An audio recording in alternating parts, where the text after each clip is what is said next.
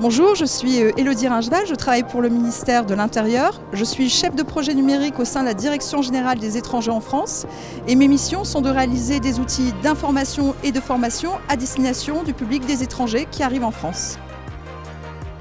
Lorsqu'il s'agit d'outils numériques digitaux, tout d'abord c'est de convaincre autour de soi et ensuite de parvenir à bien baliser l'ensemble des étapes du projet pour avoir une équipe et tous converger vers l'objectif à atteindre.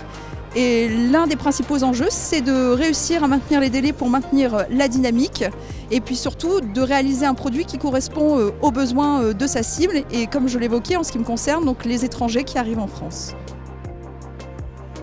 Au sein du ministère de l'Intérieur comme au sein de l'ensemble des administrations, aujourd'hui il y a un enjeu de modernisation et de digitalisation.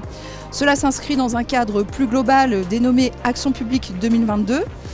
En ce qui concerne plus particulièrement le sujet des étrangers et leur information et leur formation, notre objectif c'est de parvenir à toucher un plus grand nombre d'étrangers que ceux que nous recevons en formation en présentiel, mais également de fournir des outils qui permettent aux étrangers de préparer leur arrivée en France, tant pour l'apprentissage du français que pour apprendre le fonctionnement de la société française.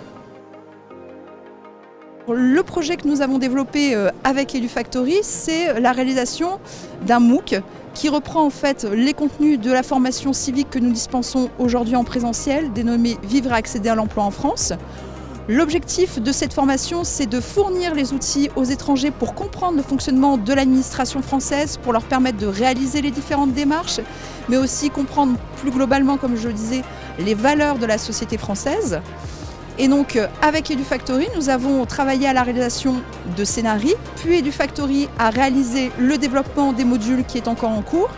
Et ensuite, l'objectif ultime du projet, ce sera de communiquer sur ce projet afin de le mettre à la disposition de notre public et avant tout qu'ils sachent qu'il est à leur disposition en ligne.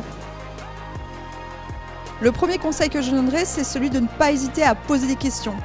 À la fois à se renseigner en interne au sein de sa structure, mais aussi en externe et à s'adresser à des prestataires pour être bien conseillé, pour bien comprendre tous les enjeux du projet et surtout prendre les bonnes décisions.